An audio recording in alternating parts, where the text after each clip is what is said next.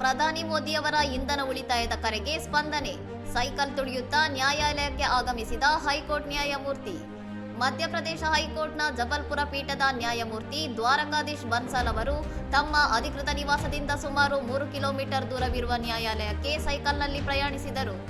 America Iran ಯುದ್ಧ ಹಾಗೂ ಜಾಗತಿಕ ಇಂಧನ ಬಿಕ್ಕಟ್ಟಿನ ಹಿನ್ನೆಲೆಯಲ್ಲಿ ಇಂಧನ ಸಂರಕ್ಷಿಸುವಂತೆ ಪ್ರಧಾನಿ ಮೋದಿ ಮಾಡಿದ ಮನವಿಯಿಂದ ಪ್ರೇರಿತರಾಗಿ ನ್ಯಾಯಾಧೀಶರು ಈ ನಿರ್ಧಾರ ಕೈಗೊಂಡಿದ್ದಾರೆ. ಸೈಕಲ್ ಸವಾರಿಯ ನಂತರ ಮಾತನಾಡಿದ ನ್ಯಾಯಮೂರ್ತಿಗಳು, ಸಾಧ್ಯವಾದಾಗಲೆಲ್ಲ ಕಡಿಮೆ ದೂರದ ಪ್ರಯಾಣಕ್ಕೆ ಸೈಕಲ್ ಬಳಸುವಂತೆ ಜನರಿಗೆ ಸಂದೇಶ ನೀಡಲು ಈ ಕ್ರಮ ಕೈಗೊಂಡಿರುವುದಾಗಿ ತಿಳಿಸಿದ್ದಾರೆ.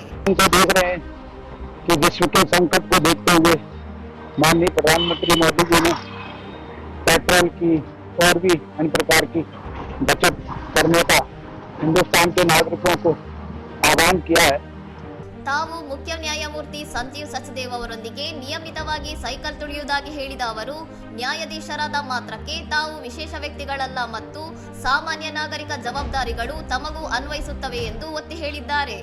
ಸಿಕಂದರಾಬಾದ್ ಮತ್ತು ವಡೋದರದಲ್ಲಿ ನಡೆದ ಕಾರ್ಯಕ್ರಮಗಳಲ್ಲಿ ಪ್ರಧಾನಿ ಮೋದಿಯವರು ಇಂಧನ ಬಳಕೆ ಕಡಿತಗೊಳಿಸಿ ಸಾರ್ವಜನಿಕ ಸಾರಿಗೆ ಅಥವಾ ಸೈಕ್ಲಿಂಗ್ ಅಳವಡಿಸಿಕೊಳ್ಳುವಂತೆ ನಾಗರಿಕರಿಗೆ ಕರೆ ನೀಡಿದ್ದರು. ಇನ್ನಷ್ಟು ಸುದ್ದಿಗಳಿಗಾಗಿ ನೋಡ್ತಾ ಇರಿ ಸೌರಂ ಟಿವಿ.